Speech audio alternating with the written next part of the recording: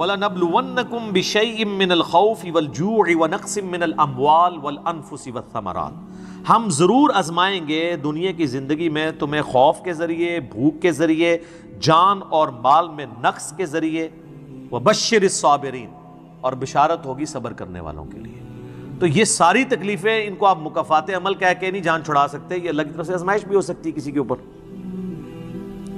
اور صبر کرنے والوں کے لیے بشارت ہے، اور ان کی نشانی کیا ہے؟ الذین اذا اصابتهم مصیبہ، جب کبھی انہیں کوئی مصیبت پہنچتی ہے تو وہ کہتے ہیں قالوا انا للہ وانا الیہ راجعون، بھئی ہم بھی تو اللہ کی طرف سے آئے تھے، ہمیں بھی لوٹ کے اللہ کے پاس جانا ہے، اگر کوئی تکلیف آئی ہے تو یہ بھی چلی جائے گی نا۔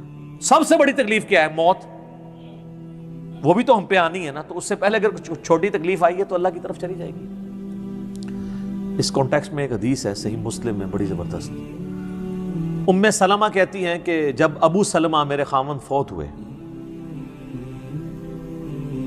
مجھے ان کی فوتگی کی خبر ملی تو میں نے حضور سے ایک دعا سن کے یاد کر رکھی تھی کہ جو کوئی وہ دعا مانگ لے گا اللہ تعالیٰ اس سے بہتر اسے نعم البدل دے دے گا، اور وہ دعا آدھا پورشن تو یہی ہے، سورۃ البقرہ کی آیت نمبر 156، انا للہ وانا الیہ راجعون۔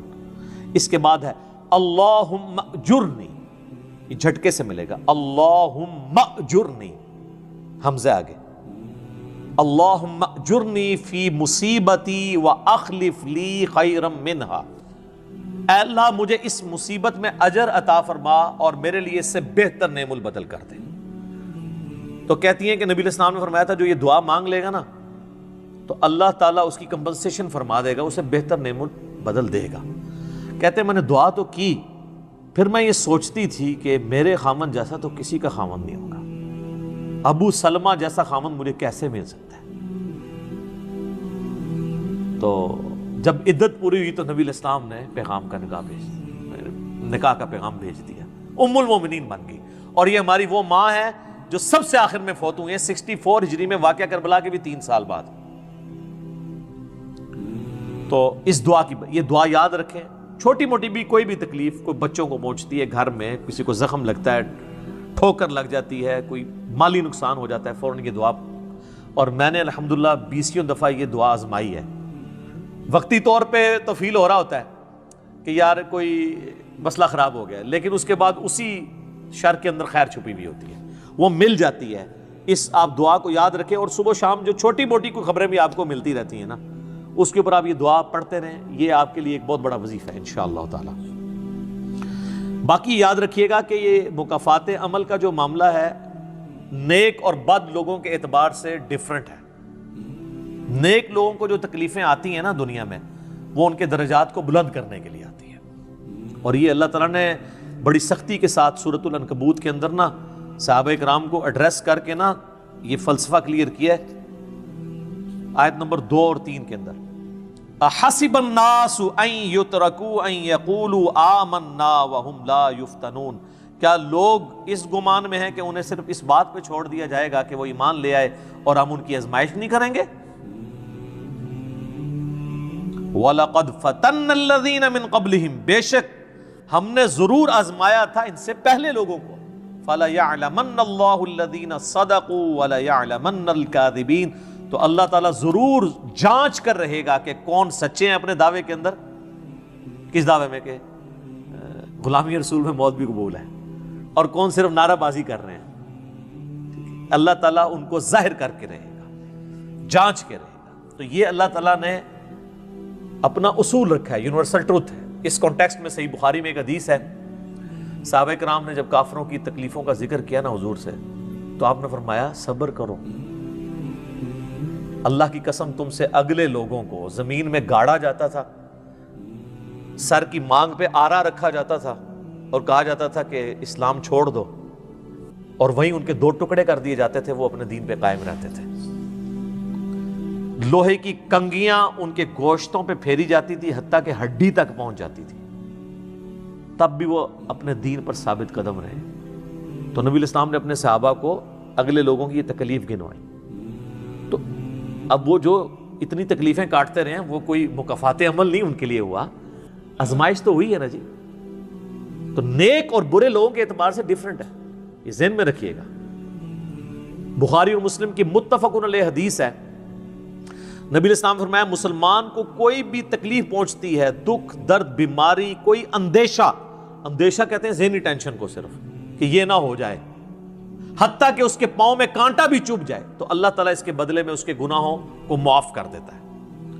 اور مسلم شریف میں ڈیٹیل ہے کہ جب یہ سورۃ النساء کی آیت نمبر 123 نازل ہوئی نا، کہ چھوٹے سے چھوٹے اعمال کا بدلہ بھی ملے گا اور چھوٹی سے چھوٹی نیکی کا بھی، تو صحابہ پریشان ہو گئے، ان کا یا رسول اللہ ہم تو یہ تو سارے پکڑے جائیں گے، کس طریقے سے کوئی بندہ پرفیکٹ ہو سکتا ہے؟ تو حضور نے فرمایا پریشان ہونے کی ضرورت نہیں ہے، مسلمان کو جو دنیا میں تکلیفیں اور بیماریاں آتی ہیں نا، وہ اس کی ان غلطیوں کا کفارہ بن جاتی ہیں۔ حتیٰ کہ جامعہ ترمذی میں، ابو داؤد میں ایک حدیث ہے، نبی علیہ السلام نے فرمایا کہ دنیا میں سب سے زیادہ تکلیفیں انبیاء کو آتی ہیں، تو کیا انبیاء پہ مکافات عمل ہو رہا ہوتا ہے؟ نعوذ باللہ۔ اس کے بعد ان پہ آتی ہیں جو ان کے بعد اللہ تعالیٰ کو سب لوگوں سے بڑھ کے محبوب ہوتے ہیں۔ آپ نے صحابہ کا بھی نام نہیں لیا، فرمایا جو بھی، وہ اس زمانے میں بھی ہو سکتا ہے، آج کے زمانے میں بھی، کیونکہ بعض اصحاب تو ایسے ہیں جنہوں نے کفر کی زندگی میں بھی موج کی ہے اور اسلام کی زندگی میں موج کی ہے، وہ تکلیفوں سے گزرے ہی نہیں ہیں۔ اچھا، اور پھر فرمایا اس کے بعد وہ لوگ ہیں جو اس کے بعد اللہ کو سب سے بڑھ کر محبوب ہوتے ہیں، حتیٰ کہ انسان پہ تکلیفیں آتی رہتی ہیں اور اس کی موت کا وقت آ جاتا ہے اور اللہ تعالیٰ اسے پاک و صاف کر کے دنیا سے اٹھا لیتا ہے۔ یہ جو لوگ کہتے ہیں نا یار وہ موت کے وقت فلانے کے ساتھ، یار وہ احمد دیدہ صاحب 9 سال تک قومے میں رہے ہیں، اتنی اسلام کی انہوں نے خدمت کی، ہزاروں عیسائیوں کو مسلمان کیا، لاکھوں مسلمانوں کے ایمان کی حفاظت کا سبب اللہ نے ان کو بنایا، لیکن وہ 9 سال تک قومے کی حالت میں رہے، 1996 سے لے کے 2005 تک۔ تو کوئی کچھ کہتا تھا جی یہ وہ عیسائی بھی ان کو کہتے تھے دیکھو جی اس کو بدوا لگ گئی اور یہ وہ ہو گیا، گستاخ ہے، یہ ہے وہ ہے۔ تو یہ تو کوئی طریقہ نہیں ہے۔ اس طریقے سے جنید جمشید صاحب جب شہید ہوئے تو آپ دیکھ لیں ان کے مخالفین نے ان کے بارے میں کیا بات کی، اور صحابہ کرام کو تو رومن امپائر کی بیٹل فیلڈز کے اندر تیل کے کڑاؤں میں روسٹ کیا گیا ہے، تو آپ کیا کہیں گے نعوذ باللہ ان کے ساتھ یہ کچھ ہو گیا؟ ابو عبیدہ ابن جرح، معاذ ابن جبل لاڈلے ترین اصحاب ہیں، طاعون کے مرض میں شہید ہوئے ہیں، اور طاعون میں اتنے بڑے بڑے پھوڑے جسم کے اوپر نکلتے ہیں۔ آپ تو سمجھتے ہیں کہ صحابہ کرام جو ہے وہ بڑے سکون سے بیٹھتے ہوں گے اور پھر کلمہ پڑھتے ہوں گے، ساتھ ہی ایسے روح پرواز کر جاتی ہوگی۔ حضرت حمزہ ابن عبد المطلب کا مسلح ہوا ہے، سید الشہداء ہیں۔ حضرت حسین علیہ السلام کے ساتھ جو کچھ کربلا میں ہوا ہے، تو نیک بندوں اور عام بندوں کے اعتبار سے اس کا حکم ڈیفرنٹ ہے۔ نیک بندوں کے درجات بلند ہوتے ہیں۔ حسین ابن علی سے اتنی بڑی قربانی نے اللہ نے لی کہ قیامت والے دن ان کو جنتی نوجوانوں کا جو سردار ہونا ہے اس کو جسٹیفائی کیا جائے کہ آؤ جی حسین جیسی ہے کسی قربانی، بنا دینا ہے سردار، آ جاؤ لے کے آؤ۔ کوئی کھڑا ہو سکتا ہے؟ ابھی تک 1500 سال میں تو نہیں کوئی دعویٰ کرے گا کھڑا ہونے کا۔ تو اللہ تعالیٰ نیکیوں کو جسٹیفائی بھی کرواتا ہے، وہ مکافات عمل نہیں ہو رہا ہوتا۔ نیک لوگوں کے لیے ڈیفرنٹ ہے، ان کے درجات بلند ہوتے ہیں، اور باقی عام لوگوں کے لیے یہ ہے کہ ان کے لیے بھی آپ نہیں کہیں گے کہ ان پہ عذاب ہے، یا اللہ کی طرف پلٹنے کا ذریعہ ہے، یا ان کے گناہوں کا کفارہ ہے۔ یہ آپ نے کسی پہ نہیں کہنا اس کے اوپر لعنت پڑ گئی، اس کے اوپر یہ ہو گیا، اس کے اوپر یہ ہو گیا، یہ آپ کو کسی نے رائٹ نہیں دیا۔ یہ بہت بڑا ظلم ہے۔ ایک طرح کے معاملات ہوئے ہوتے ہیں دونوں کے ساتھ۔ اب آپ دیکھ لیں سنیوں میں سے کوئی جیل میں جاتا ہے تو شیعہ کہتے ہیں دیکھا جی مکافات عمل ہے، شیعہ میں سے کوئی جاتا ہے سنی کہتے ہیں مکافات عمل ہے۔ تو یہ آپ جو مرضی، اور اپنوں کے لیے کہتے ہیں آزمائش ہے۔ تو یہ آج کی ڈیٹ میں آپ نے سب کے لیے آزمائش ہی کہنا ہے، ورنہ یہ مسئلہ بالکل خراب ہو جائے گا۔ اور آپ دیکھ لیں اللہ تعالیٰ کتنا غفور رحیم ہے۔ پورا مکی قرآن 2/3 قرآن ہے کافروں کے لیے دھمکیوں سے بھرا پڑا ہوا ہے، لیکن جب ان دھمکیوں کی ایگزیکیوشن کی باری آئی ہے سارے مسلمان ہو گئے ہیں۔ ہائے ہائے ہائے، اب کوئی کہہ سکتا تھا کہ یا اللہ اتنی دھمکیاں تو نے دی، میں یہ کر دوں گا، تم پہ وہی عذاب آئے گا جو اگلے لوگوں پہ آیا تھا، تو اللہ اپنی کتاب کو سچا کر دینا اور عذاب لے آ۔ لیکن وہی بات، وَكَتَبَ رَبُّكُمْ عَلَى نَفْسِهِ الرَّحْمَةَ، اللہ نے اپنے اوپر لازم کیا ہے کہ ہر حال میں اس نے رحم ہی کرنا ہے۔ اور بخاری اور مسلم دونوں میں حدیث ہے کہ اللہ نے مخلوقات کی پیدائش سے پہلے عرش پہ اپنے پاس ایک عبارت لکھ لی تھی کہ میری رحمت میرے غضب پہ سبقت لے جائے گی۔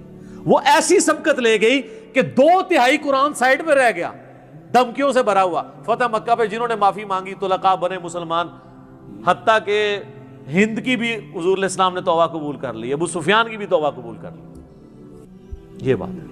لا تثریب علیکم اليوم، آج تم پر کوئی گرفت نہیں ہے. جو حضرت یوسف نے آیت پڑھی، وہ جو الفاظ ہیں نا قرآن میں سورہ یوسف میں، وہی نبی علیہ السلام نے آیت پڑھ دی. تو یہ اللہ تعالیٰ کی رحمت ہے. ہم اللہ تعالیٰ سے اللہم انی اسألک من فضلک ورحمتک، آمین. اللہ ہی اللہ ہے جی. اللہ تعالیٰ سے خیر مانگنا چاہیے، اللہ تعالیٰ کی طرف رجوع لانا چاہیے. اس حوالے سے بخاری اور مسلم دونوں میں حدیث ہے. میں اب آپ کو تھوڑے وظیفے بھی بتا دوں نا. ظاہر آزمائشیں تو ہر بندے پہ آتی ہیں، اللہ کی طرف رجوع بھی لانا چاہیے. ان آزمائشوں سے نکلنے کا طریقہ کیا ہے؟ بخاری اور مسلم دونوں میں حدیث ہے. نبی صلی اللہ علیہ وآلہ وسلم کے بارے میں انس بن مالک کہتے ہیں کہ نبی علیہ السلام کی اکثر دعا یہی ہوا کرتی تھی، اللہم ربنا آتنا فی الدنیا حسنہ وفی الآخرۃ حسنۃ وقنا عذاب النار، آمین. یہ بخاری مسلم میں بھی ہے، سورۃ البقرہ کی آیت نمبر 201 ہے. اے اللہ ہمیں دنیا میں بھی بھلائیاں عطا فرما اور آخرت میں بھی بھلائیاں عطا فرما، اور آخرت کی سب سے بڑی بھلائی بھی ساتھ مانگ لی، وقنا عذاب النار، آگ کے عذاب سے ہمیں بچا لے، آمین. یہ اکثر آپ کی دعا ہوتی تھی. اس کانٹیکسٹ میں ایک حدیث ہے بڑی انٹرسٹنگ، صحیح مسلم میں. ایک صحابی بیمار ہوئے حتیٰ کہ بالکل ہڈیوں کا پنجر بن گئے، اور صحابہ کہتے ہیں چڑیا کی طرح ان کی جان ہو گئی. نبی علیہ السلام ان کی عیادت کے لیے گئے. آپ نے جب دیکھا، آپ فرمایا تو اللہ سے کیا مانگتا ہے؟ چنگا بندہ ٹردا پھردا بندہ جڑا منجی تے پہ گیا اور بالکل ڈھانچہ پنجر بن گیا ہڈیوں کا. اس نے کہا یا رسول اللہ میں اللہ تعالیٰ سے یہ دعا کرتا ہوں کہ اے اللہ جو تو نے مجھے آخرت میں عذاب دینا ہے نا، دنیا میں ہی دے دے. آخرت کا عذاب تو بہت سخت ہے، تو مجھے دنیا میں ہی وہ عذاب دے دے. نبی علیہ السلام نے سبحان اللہ، کیا تم دنیا میں بھی اللہ کی تکلیف برداشت کر سکتے ہو؟ اوے تجھے تو چاہیے تھا تو کہتا اللہم ربنا آتنا فی الدنیا حسنہ وفی الآخرۃ حسنۃ وقنا عذاب النار. یعنی آپ اللہ تعالیٰ کو معاذ اللہ کو فنیٹک سمجھتے ہیں کہ آپ کہیں گے اس نے عذاب تو ضرور دینا تو مجھے ادھر دے دے. او یار اللہ سے اچھا ہی گمان رکھو. بخاری مسلم دونوں میں حدیث ہے، میں اپنے بندے کے گمان کے قریب ہوں جیسا میرے بارے میں گمان رکھے، بشرطے کہ کرتوت بھی ٹھیک کرے. تو سر ہم تو یہ کہتے ہیں یا اللہ ہم نہ تیری آزمائش کے قابل ہیں نہ تیرے عذاب کے قابل ہیں، ہمیں بلا حساب و کتاب ہی جنت میں داخل فرما دے، آمین. تو میں اپنے بندے کے گمان کے قریب، اچھا گمان رکھیں انشاءاللہ تعالی اینڈ رزلٹ بھی اچھا ہوگا. آپ اللہ سے گمان اچھا رکھیں، یہ گمان بہت اہم چیز ہے. اور یہ آپ کا جو کانفیڈنس ہے نا اللہ کے اندر کہ انشاءاللہ اللہ میرے ساتھ خیر کا معاملہ ہی کرے گا. اچھا کئی لوگ ہیں وہ کہتے ہیں منو تے اللہ نے دینے ہی عذاب ہے. استغفر اللہ تو بلی. آپ چاہے اچھے اعمال کرتے ہیں برے اعمال، تب بھی آپ نے یہ اپنے بارے میں یہ بات نہیں کرنی. یہ تو اور کسی کے بارے میں تو آپ نے سوچنا بھی نہیں سر، وہ تو کہانی ختم. وہ تو صحیح مسلم میں حدیث ہے نا، ایک شخص نے قسم اٹھا کے کہہ دیا تھا کہ اللہ تعالیٰ اس کو کبھی معاف نہیں کرے گا. وہ بڑا گنہگار شخص تھا. اللہ کی بارگاہ میں پہنچے، اللہ نے فرمایا تو نے میرے بھی آپ پہ کیسے قسم کھا دی؟ جا میں نے اس کو معاف کیا، تجھے دوزخ میں پھینکا. لا يسأل عما يفعل وهم يسألون، سورۃ الانبیاء کی آیت ہے. اللہ کو کوئی نہیں پوچھ سکتا اس نے یہ کیوں کیا، وہ سب کو پوچھ سکتا ہے کہ انہوں نے یہ کیوں کیا. یہ اللہ تعالیٰ کے بارے میں ناشکری پھیلانا سورہ الزمر میں ہے، لا تقنطوا من رحمت اللہ، اللہ تعالیٰ کے بارے میں مایوسی عوام کے اندر پھیلانا. لیکن اس کا دوسرا پہلو بھی غلط ہے کہ آپ رحمت کی آیتیں پڑھ کے تو لوگوں کے کام چوک کے رکھو، وہ بھی دوسری ایکسٹریم ہے، وہ بھی نہیں ہونی چاہیے. رحمت سے دھوکہ بھی نہیں کھانا، ہاں اعمال پورے کرنے ہیں اور پھر اللہ سے امید بھی رکھنی ہے. جو سیدنا ابوبکر نے حضرت عمر کو وصیت کرتے ہوئے کیا کہا تھا کہ عمر جب تو جنتیوں کی طرف دیکھے نا تو دعا کرنا کہ میں بھی ان میں شامل ہو جاؤں، اور جب بھی تو جہنمیوں کا ذکر لائے تو اللہ صلی اللہ علیہ وسلم سے پناہ مانگنا کہ کہیں میں ان میں شامل نہ ہوں. انہوں نے آگے سے کہا کہ میں عشرہ مبشر ہوں. ٹھیک ہے، یہ معاملہ بہت سینسٹیو ہے. جن کو اللہ کا تعارف ہے نا تو وہ ان کی زندگی بڑے ڈر ڈر کے گزرتی ہے. تو یہ حدیث میں نے اس لیے بتا دی. ایک اور ذریعہ ہے ان آزمائشوں سے نکلنے کا. صحیح بخاری اور مسلم دونوں میں حدیث ہے جس کی یہ خواہش ہے کہ اللہ اس کی عمر دراز کر دے اور اس کے رزق میں کشادگی دے دے. رزق میں دنیا کی ہر نعمت شامل ہے. ہم تو دولت ہی سمجھتے ہیں نا، اچھی صحت بھی رزق ہے، اچھی اولاد بھی رزق ہے، اچھی صحت بھی رزق ہے، مال کی فراوانی بشرطے کہ وہ فطرے میں نہ ڈال دے وہ بھی رزق ہے. ہر چیز دنیا میں جتنی بھی اہمیت ہے کی چیزیں جو ہم سمجھتے ہیں. تو بخاری اور مسلم دونوں میں الفاظ ہیں جس کی یہ خواہش ہے اس کی عمر دراز ہو جائے اور اس کے رزق میں کشادگی ہو تو اپنے رشتہ داروں کے ساتھ حسن سلوک کرے. یہ ہے جناب وہ کام کرنے کا. حسن سلوک خالی ان کو تسلیاں نہیں دینا. ظاہر ہے قرآن اور حدیث میں جب رشتہ داروں سے صلہ رحمی کا ذکر آتا ہے تو یہ ہے کہ ان کے ساتھ قطع تعلق ہی نہیں کرنی, دوسرا ان کی فائنینشیل سپورٹ کرنی ہے.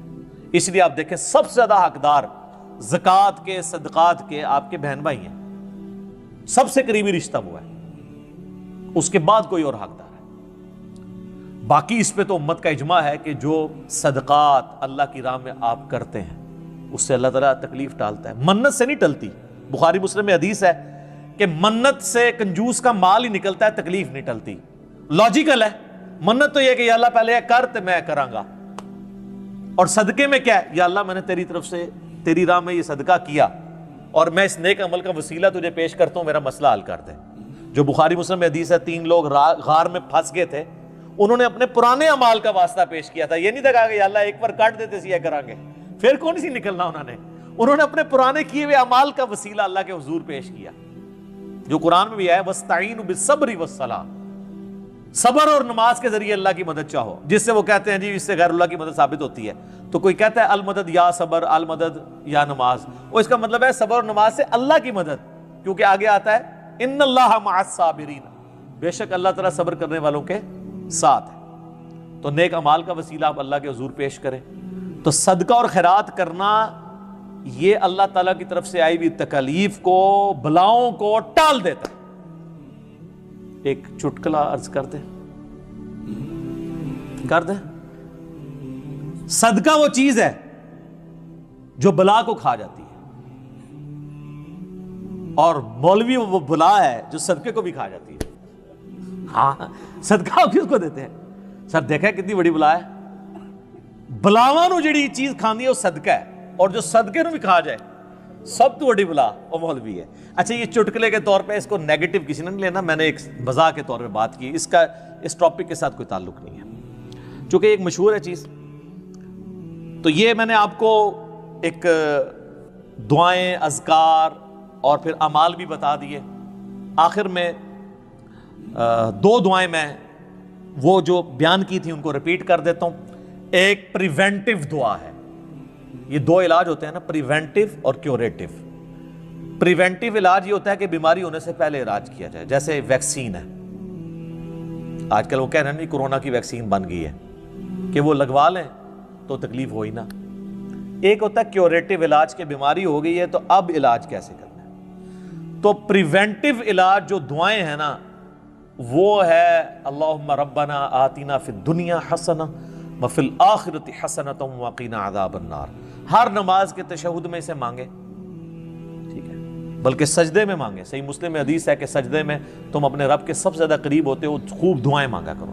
سجدے میں بھی آپ یہ دعا مانگ سکتے ہیں, تشہد میں تو مانگے ہی مانگے. وہ بخاری مسلم میں حدیث ہے درود شریف کے بعد جو چاہو اپنے رب سے مانگو, وہ تو قبولیت کی ایک جگہ ہے.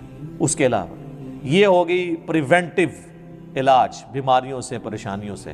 جتنے سنت اذکار ہیں, بسم اللہ الذی لا یضر, یا اعوذ بکلمات اللہ التامات من شر ما خلق, یہ ساری کی ساری چیزیں اللہ تعالیٰ کی طرف سے ایک سنت اذکار ہیں. لیکن یہ یاد رکھیے گا یہ ناگہانی آفات کے لیے ہیں. یہ نہیں ہے کہ بسم اللہ پڑھ کے ساکٹ میں انگلی دے دے, یا بسم اللہ الذی لا یضر پڑھ کے تو کوبرے سے کھیلنا شروع کر دے. نہیں, وہ پھر آپ اپنے اوپر تقدیر خود غالب کروا رہے ہیں, پھر یہ اذکار نہیں اثر کریں گے. یہ ناگہانی آفات کے لیے. جب کوئی شخص اپنے اوپر خود تقدیر غالب کر لیتا ہے نا, پھر وظائف ہو جاتے ہیں سائڈ کے اوپر. یہ ذہن میں رکھیے گا. پھر بھی جو تکلیفیں آنی ہے نا وہ تو آنی ہے اللہ کی طرف سے آزمائش والی. وہ تو ہمیں یہی ایٹیچیوڈ ہے کہ ہم اللہ تعالیٰ کی طرف رجوع لائیں, اور وہی ہے کیوریٹیو علاج کہ جب کسی پہ تکلیف آ جائے تو اب کیا کرنا ہے. اس نے کہنا ہے انا للہ و انا الیہ راجعون, اللہم اجرنی فی مصیبتی و اخلف لی خیرا منہا. یہ مکافات عمل کا سارا ٹاپک, اس کا اینڈ میں کروں گا سورہ الحدید کی ان 2 آیات کے اوپر, جس کے بعد صبر آ جائے گا سب کو کہ اللہ تعالیٰ نے یہ تکلیف کا سلسلہ دنیا میں جو رکھا ہوا ہے اس پہ صبر کے لیے کیا ترغیب دلائی ہے. آیت نمبر 22 اور 3، ما اصاب من مصیبت فی الارض ولا فی انفسکم، کوئی مصیبت بھی ایسی نہیں کہ زمین میں آئے۔ زمین میں کیا مصیبت آتی ہے؟ زلزلہ، وبائی امراض، سیلاب، طوفان، ولا فی انفسکم، اور نہ کوئی ایسی مصیبت کہ تمہاری جان میں آئے۔ جان میں ہر طرح کی بیماری، کسی کو بلڈ کینسر ہو گیا، کسی کے گردے فیل ہو گئے، کسی کو ہیپاٹائٹس ہو گیا، تو اللہ فرماتا ہے الا فی کتاب من قبل ان نبرأھا، یہ ہم نے لوح محفوظ پہ پہلے ہی لکھا ہوا ہے، اس سے پہلے کہ ہم یہ تکلیف بھیجیں۔ کام ہی ختم ہو گیا۔ اللہ کہتا ہے ہم نے تو یہ طے کیا، یہ ڈیسٹنی ہے، تمہاری تقدیر ہے۔ ان ذالک علی اللہ یسیر، یاد رکھنا یہ اللہ کے لیے بڑا احسان ہے، بہت آسان ہے۔ کوئی یہ بھی کہہ سکتا ہے کتنا ہو گیا، پہلے ہی اللہ کو پتا ہے، اللہ کے علم کے لیے آسان ہے۔ سورۃ الانعام میں تو یہاں تک آیا ہے کہ خشکیوں میں یا سمندروں کے اندر کسی درخت کا اگر پتا بھی گرتا ہے نا تو اللہ کو پہلے سے علم ہے، اور زمین کی گہرائیوں میں کوئی دانہ بھی پھوٹتا ہے نا وہ پہلے۔ اب ظاہر ہے ہمارا ذہن تو اس ڈیٹے کو سمجھ نہیں سکتا، بلکہ آج ہم نے لیپ ٹاپس میں، ہارڈ ڈسک میں وہ ڈیٹا سٹور کر لیا ہے جو 8 سے 100 سال پہلے کا انسان اس کو ماننے کے لیے تیار نہیں ہوگا کہ یہ ٹچ سکرین موبائل کیا کر سکتا ہے، اتنی دور بات کر سکتے ہیں، وہ تو اس کو بھی ماننے کے لیے تیار نہیں ہوں گے۔ لیکن ہو گیا ہے نا، یہ انسان کو اللہ نے ترقی کرائی ہے، تو اللہ کا علم تو بہت کامل ہے۔ لِكَيْ لَا تَأْسَوْا عَلَىٰ مَا فَاتَكُمْ، یہ ہم نے اس لیے کیا، یعنی ہم نے تقدیر میں پہلے یہ چیزیں لکھی تھی تاکہ تم مت افسوس کرو اس چیز پہ جو تم سے چھین لی جائے۔ وَلَا تَفْرَحُوا بِمَا آتَاكُمْ، اور اس پہ شیخی مت بگاڑنا جو اللہ نے تمہیں دی ہے۔ اللہ کسی سے لے کے آزماتا ہے تو کسی کو دے کے بھی آزماتا ہے۔ وَاللَّهُ لَا يُحِبُّ كُلَّ مُخْتَالٍ فَخُورٍ، اور اللہ تعالیٰ پسند نہیں کرتا ہر شیخی بگاڑنے والے کو، جو بات بات کے اوپر شیخی بگاڑتا ہے۔ کسی کے پاس اگر کوئی اللہ کی طرف سے نعمتیں ہیں تو وہ اللہ کا شکر ادا کرے، اور اگر کسی کے اوپر آزمائش کا وقت ہے تو وہ اللہ کی طرف رجوع لائے۔ یہ آیت تو سورہ بقرہ میں نازل ہو چکی تھی، وَلَنَبْلُوَنَّكُمْ بِشَيْءٍ مِّنَ الْخَوْفِ وَالْجُوعِ وَنَقْصٍ مِّنَ الْأَمْوَالِ وَالْأَنفُسِ وَالثَّمَرَاتِ وَبَشِّرِ الصَّابِرِينَ، ہم لازماً آزمائیں گے تمہیں، لازماً آزمائیں گے، خوف سے، بھوک سے، فقر و فاقے سے، جان اور مال اور ثمرات کے ضیاع سے اور زیاں سے۔ فصل تیار کھڑی ہے اور عین وقت آ گیا ہے جنگ کا، اور وقت پر فصل کھجور کی اتاری نہ گئی تو تباہ ہو جائے گی، لیکن نہیں، نکلنا ہے۔ یہی معاملہ تھا جو کہ تبوک کے موقع پر ہوا ہے۔ قحط کی کیفیت تھی اور اب فصل تیار تھی، اب ساری امیدیں اس فصل پر تھی، کھجور کی، لیکن ظاہر ہے کہ کھجور کی فصل اتارنا کوئی عام خواتین کا کام تو نہیں ہے، لیکن مردوں سے کہا جا رہا نکلو اللہ کی راہ میں، سب کے سب۔ پہلی مرتبہ نفیر عام تھی، ہر صاحب ایمان نکلے، تو ایک بہت بڑی آزمائش۔ تو جو راسخ الایمان تھے، صادق الایمان تھے، ان کا رد عمل سچویشن ایک ہی ہے۔ منافقین کہہ رہے ہیں ما وعدنا اللہ ورسولہ الا غرورا، ہمیں تو اللہ اور اس کے رسول نے سبز باغ دکھا کر مروا دیا، اور اہل ایمان کہہ رہے ھذا ما وعدنا اللہ ورسولہ وصدق اللہ ورسولہ وما زادہم الا ایمانا وتسلیما، اور ان میں نہیں کوئی شے بڑی مگر ایمان اور تسلیم کے۔ جبکہ وہ جو ایک کانسٹیٹیوشنل ایمان ہے وہ ایک جامد شے ہے، it's a legal status that you get as a Muslim, تو یہ اسٹیٹس نہ گھٹتا ہے نہ بڑھتا ہے۔ یہ نہیں ہو سکتا کہ ایک باپ کے اگر 2 بیٹے ہیں اور ایک متقی ہے، زاہد ہے، عابد ہے، تہجد گزار ہے، دوسرا فاسق و فاجر ہے، تو وراثت میں اس تہجد گزار کو زیادہ حصہ ملے اور دوسرے کو جو ہے وہ کم ملے، نہیں، ایکول۔ المسلموں کفو لکل مسلم، تمام مسلمان آپس میں جہاں تک ان کے لیگل اور پولیٹیکل حقوق کا تعلق ہے برابر۔ تو یہ فرق ہے ایمان اور اسلام میں۔ البتہ یہ میں آپ کو بتا چکا ہوں کہ یہ بھی ہو سکتا ہے کہ اسلام پہلے آئے، ایمان بعد میں آئے۔ ہم میں سے جب بھی اللہ تعالیٰ کسی کو نصیب فرما دے حقیقی ایمان، یقین والا ایمان، جیسے میں نے دعا کی اللہم نور قلوبنا بالایمان، اے اللہ ہمارے دلوں کو منور کر دے، روشن کر دے ایمان کے ساتھ، نور ایمان سے جگمگا اٹھے ہمارا دل۔ واشرح صدورنا للاسلام، اور ہمارے سینوں کو کھول دے اسلام کے لیے، اسلام کی ہر شے ہمیں حسین نظر آئے۔ حضور صلی اللہ علیہ وسلم کی حیات طیبہ کے آخری ایام میں یہ واقعہ پیش آیا کہ حضور مسجد نبوی میں تشریف فرما ہے، مجمع موجود ہے، اچانک ایک شخص ظاہر ہوتا،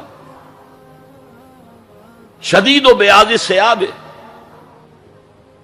شدید و سواد شعر، اس کا لباس انتہائی سفید صاف، کوئی اس پر دھبا نہیں، داغ نہیں، میل نہیں، بال انتہائی سیاہ چمکدار، گرد آلود نہیں، ولا یعرفہ احد منا، اور ہم میں سے اسے کوئی پہچانتا بھی نہیں تھا، کسی بھی ریت سے خاک سے بالکل آلودہ ہوئے بغیر بال ہیں، تو شاید یہ مدینے کا رہنے والا ہو، تو مدینے والوں میں سے کوئی تو ہوتا کہ جو اس کو جانتا پہچانتا، کوئی نہ کوئی تو گریٹ کرتا اس کو مجمع میں، آؤ آؤ ادھر آ جاؤ، میرے پاس آ جاؤ، کوئی نہیں۔ اور اگر براہ راست باہر سفر سے آ رہا ہے تو کچھ گرد آلود بال ہوتے، کچھ کپڑے میلے کچیلے ہوتے، تو لوگ حیران تھے۔ اور مزید یہ کہ اس نے سیدھا تیر کی طرح مجمع کو چیرتا ہوا حضور کے عین سامنے جا کر بیٹھ گیا۔ اب لوگ حیران ہیں، یہ ہے کون؟ اس کی یہ جرت، یہ جسارت، اور اس طرح دو زانو بیٹھا کہ حضور کے گھٹنوں کے ساتھ اپنے گھٹنے جوڑ دیے اور حضور کی رانوں پر اپنے دونوں ہاتھ رکھ دیے۔ اب سوال کیا، یا محمد اخبرنی عن الاسلام، اے محمد مجھے بتاؤ اسلام کیا ہے؟ حضور نے فرمایا وہی جو میں ابھی آپ کو حدیث سنا چکا ہوں، الاسلام ان تشہد اللہ الہ الا اللہ وان انا رسول اللہ وان تقیم الصلاۃ وتؤتی الزکاۃ وتصوم رمضان وتحج البیت ان استطعت الیہ سبیلا۔ پھر کہا اخبرنی عن الایمان، لیکن یہ کہ ان روایتوں میں بھی اس کو روایت کرنے والے بہت سے صحابہ ہیں، عبداللہ ابن عمر بھی ہیں، حضرت عمر خود بھی ہیں رضی اللہ تعالی عنہما، ابو ہریرہ بھی ہیں، عبداللہ ابن مسعود بھی ہیں، کیونکہ ایک مجمع میں واقعہ ہو رہا تھا نا، تو مجمع کے اندر تو بہت سے لوگ سن رہے ہیں۔ اگرچہ جیسے آج بھی ہوگا کہ میں جو بات کہہ رہا ہوں آپ میں سے بہت سے حضرات میری ساری بات سن کر اگر کہیں جا کر رپورٹ کریں گے تو ان کی باتوں میں اختلاف ہو جائے گا، لہذا اس حدیث کی روایت میں اختلاف ہے۔ بعض روایتوں میں یہ ہے کہ پہلے پوچھا اخبرنی عن الایمان، پھر پوچھا اخبرنی عن الاسلام، اور یہ جو حضرت عمر کی روایت ہے اس میں ہے سب سے پہلے آپ نے پوچھا اخبرنی عن الاسلام، پھر دوسرا سوال آیا اخبرنی عن الایمان۔ اچھا، اس کے بعد ایک دو سوال اور بھی کیے، میں تفصیل میں نہیں جا سکتا۔ پھر وہ شخص چلا گیا، حضور نے کہا ذرا اس کو بلانا واپس، تو دیکھا تو کہیں بھی نہیں، زمین کھا گئی، آسمان اچک کر لے گیا، اللہ جانے۔ تب حضور نے فرمایا اوہ یہ جبرائیل تھے جو تمہیں تمہارا دین سکھانے آئے تھے، یعلمکم دینکم اذ لم تسألوہ، جبکہ تم نے اس کے بارے میں سوال نہیں کیا۔ اور یہ پہلی بار ہے کہ میں جبرائیل کو پہچان نہیں سکا، انسانی شکل میں وہ آئے اور میں پہچان نہیں پایا، ورنہ اکثر حضرت دہیہ کلبی کی شکل میں آتے تھے انسانی صورت میں، جب بھی حضرت جبرائیل آتے تھے۔ حضرت دہیہ کلبی جو ہے وہ بہت ہی حسین جوان رانا، ان کی شکل میں آتے تھے۔ بہرحال یہ اتنا اہم مسئلہ ہے کہ اس کو کلیئر کرنے کے لیے کہ دودھ کا دودھ پانی کا پانی علیحدہ ہو جائے۔ ایمان کیا ہے، اسلام کیا ہے؟ دنیا کا نظام اسلام پر ہے، ایمان پر نہیں ہے۔ آخرت کا معاملہ ایمان پر ہے، اسلام پر نہیں ہے۔ کوئی شخص مسلمانوں کا بہت بڑا قائد ہو، بہت بڑا لیڈر ہو، لیکن ہو سکتا ہے آخرت میں زیرو ہو۔ میں حدیث سنا چکا ہوں آپ کو، ایک شخص دنیا میں شہید سمجھا جا رہا تھا، ایک شخص دنیا میں بہت بڑا عالم سمجھا جا رہا تھا، ایک شخص دنیا میں بہت بڑا سخی سمجھا جا رہا تھا، اور اللہ نے سب کے دعوے جو ہیں ان کی نفی کر دی۔ تم نے جنگ کی تھی اس لیے لیقال جریء کہا جائے، بہت ہی جری آدمی ہے صاحب، بہت بہادر آدمی، کیا کہنے اس کے۔ لیقال سخی، بھائی بڑا سخی آدمی ہے، سخاوت کے دریا بہا دیے اس نے، بھائی بہت بڑا عالم ہے، اس سے علم کا کتنا جو ہے لوگوں کو فیض پہنچا ہے، وقد قیلا، یہ تمہارا مقصود تھا، وہ مقصود دنیا میں حاصل ہو چکا، تمہاری شہرت کے ڈنکے بج چکے، اب یہاں تمہارے لیے کچھ نہیں۔ اور پھر اللہ حکم دے گا اور فرشتے منہ کے بل گھسیٹتے ہوئے اسے جہنم میں جھونک دیں گے۔ تو وہ اسلام وہاں کام نہیں آئے گا، بلکہ اسلام کیا، اسلام پر اتنی اضافی خوبیاں بھی کام نہیں آئیں گی اگر دل میں ایمان نہیں اور اس کے نتیجے میں نیت درست نہیں۔ سرکار مدینہ میں کب ہم کو بلائیں گے، سرکار مدینہ میں کب ہم کو بلائیں گے، کب روضہ اقدس کے جلوے وہ دکھائیں گے،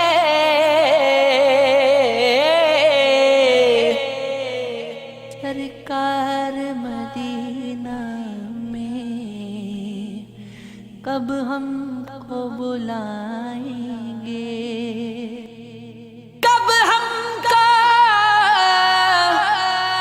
چھڑائیں گے دنیا کی محبت سے، کب اپنی محبت کا ایک جام پلائیں گے، کب اپنی محبت